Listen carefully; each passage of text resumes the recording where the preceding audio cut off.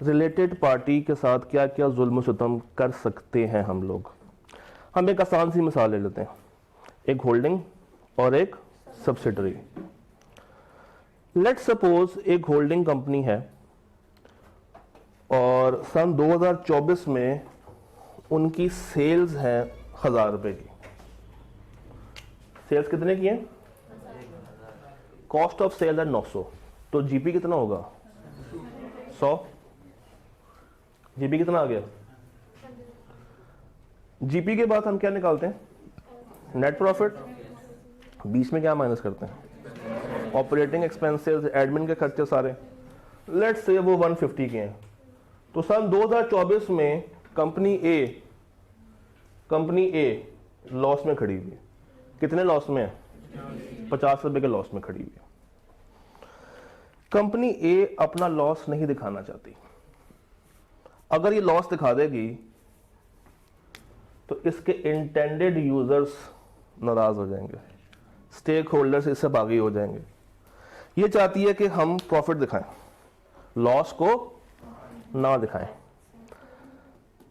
तो एक तो ऑप्शन ये है कि ये रिमेनिंग 4-5 दिन के अंदर ही, मैं बात कर रहा हूं लेट्स सपोज 25 दिसंबर की, लेट्स से ईयर एंड है 31 दिसंबर, 25 दिसंबर पे इनको लॉस आ रहा है। कितने का?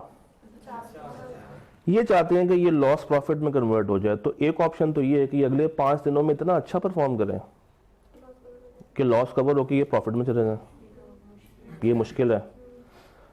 तो 2 नंबरी करना तो हमें आता है, खून में बसा हुआ। पाकिस्तानियों को तो खून में इंजेक्शन लगा के दिया जाता है जोक्स अपार्ट। अब क्या होगा? इनके डायरेक्टर्स को याद आता है कि यार एक हमारी सब्सिडरी कंपनी भी है, और सब्सिडरी कंपनी आपको पता है आपकी महकूम होती है। होल्डिंग हाकिम है, सब्सिडरी महकूम है। तो होल्डिंग सब्सिडरी से कुछ भी करवा सकती है, कुछ भी करवा सकती है, कुछ भी करवा सकती है। आइए देखते हैं क्या करवाया। होल्डिंग कंपनी की एक प्रोडक्ट मार्केट में 5 रुपए की बिकती थी, जिसकी कॉस्ट प्राइस थी 4 रुपए। तो वो इस प्रोडक्ट से क्या कमाती थी? 1 रुपए का प्रॉफिट। इन्होंने सब्सिडरी से कहा तुम हमसे 5 वाली चीज 150 में बाय करो, तुम हमसे 5 वाली चीज 150 में बाय करो। और क्या कंपनी ए कोई गलत काम कर रही है? नहीं। ट्रेडिंग करना तो कंपनी ए का काम है। वो 5 पे बेचे, वो 100 पे बेचे, वो 150 पे बेचे, वो 500 पे बेचे, उसकी मर्जी है। अपने नॉर्मल कोर्स ऑफ बिजनेस के अंदर रहते हुए वो ये ट्रांजैक्शंस कर रहा है। ये 5 वाली चीज कितने की बेच दी? 150 की। अब इससे क्या हुआ होगा? सेल्स में क्या ऐड करो? कॉस्ट ऑफ सेल में क्या ऐड करो? 4 रुपए। तो सेल्स बन गई 1150 की, कॉस्ट हो गई 904 की। जरा जीबी निकाल के बताएं। हाँ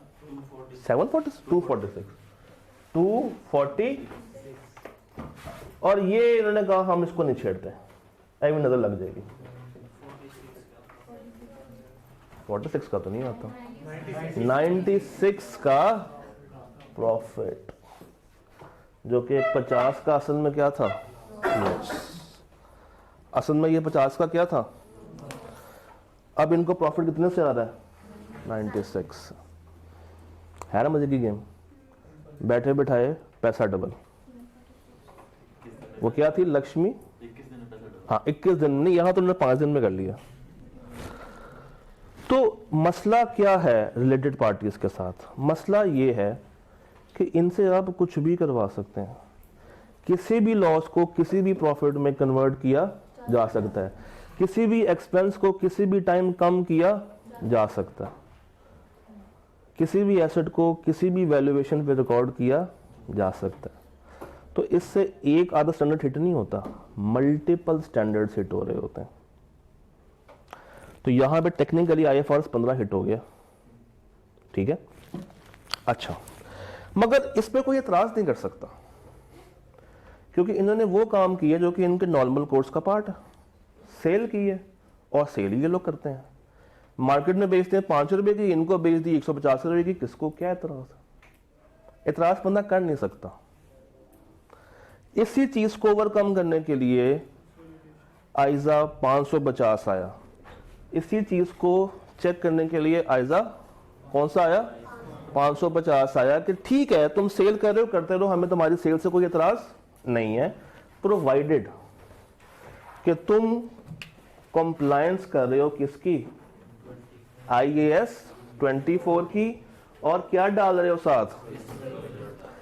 अब अगर कंपनी ए ने डिस्क्लोजर्स में ये बताया है कि एक हमारी सब्सिडरी है, let's say company B, company B को हमने एक अपना आइटम 150 पे बेचा है, और ये डिस्क्लोजर मौजूद है, तो ठीक है, क्योंकि आपने डिस्क्लोज करके किसको बता दिया? इंटेंडेड यूजर को। तो जब आप इन तक वो इंफॉर्मेशन पहुंचा रहे हैं, इसका मतलब है कि आपने कोई गलत काम नहीं किया। बट अगर आपने ये कर दिया और डिस्क्लोजर नहीं दिया तो गलत किया। यहां तक बेस बन रही है? ये मैं सिर्फ बेस बना रहा हूं अब इसकी। Base okay?